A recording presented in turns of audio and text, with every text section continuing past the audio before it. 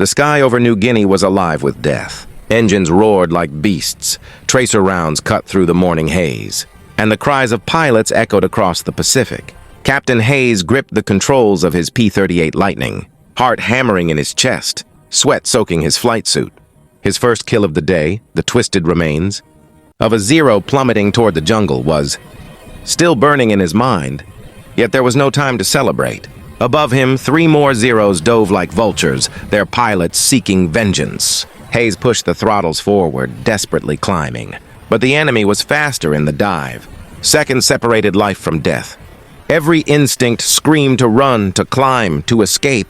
But Hayes' new doctrine would only get him killed today. With a violent twist of his wrist and a roll hard to the left, he reversed direction, flipping the P-38 with a speed he'd never felt before. The lead Zero followed, expecting the predictable maneuver. But Hayes' Lightning snapped through the turn like it had shed invisible chains. Lead, fire, hit.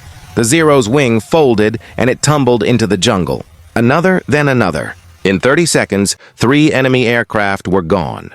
The 4th broke off, leaving Hayes alone in the sky, fuel and ammunition running low. The battle lasted 7 minutes, yet it felt like an eternity. When he landed at W.WAR, hands shaking, a figure was waiting. Sergeant McKenna, grease-stained and calm.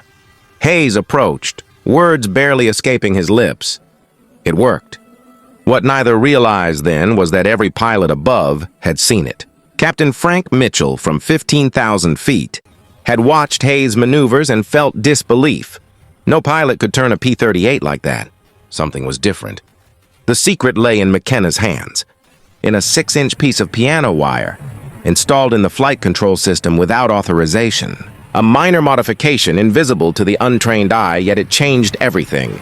Over the next weeks, the modification spread quietly, whispered among mechanics and pilots. The kill ratios began to shift.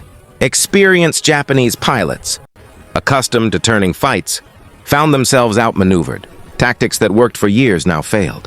For the first time, the P-38, heavy and lumbering, had the agility of a hunter. Sakai, a Japanese ace with 64 kills, faced this mysterious Lightning. He executed every trick he knew, every turn, every dive. Yet the P-38 reversed with him, snapping into deadly positions he couldn't anticipate. Confusion and fear began to seep into the Japanese pilots' minds. Their confidence, their greatest weapon, was faltering. By September, the Pacific skies had shifted. The Zero was no longer the hunter. It was the prey. Orders came from Japanese command. Avoid engaging P-38s, unless outnumbering them. The psychological impact was as lethal as any bullet. McKenna never received credit. The engineering reports would later attribute the improvement to official analysis. Yet the real hero remained in his garage in Long Beach, working quietly on engines for decades, unassuming, never seeking fame. Hayes and Mitchell survived the war, carrying the debt of those lives saved.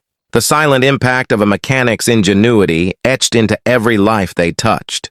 Imagine the courage it takes to defy regulations in the heat of war, to make a choice that could save lives, knowing that discovery could bring punishment or worse. McKenna made that choice, trusting in his knowledge, his hands, his experience, and history never noticed.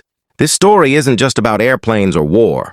It's about innovation, about seeing a problem and acting decisively, about how sometimes real heroes aren't generals or commanders, they are the ones in the shadows, who act when no one is watching, who change outcomes with intelligence, courage, and a single act of ingenuity. So the next time you see something that seems impossible to fix, remember McKenna's piano wire, remember Hayes and Mitchell, and every life saved by a quiet act of brilliance.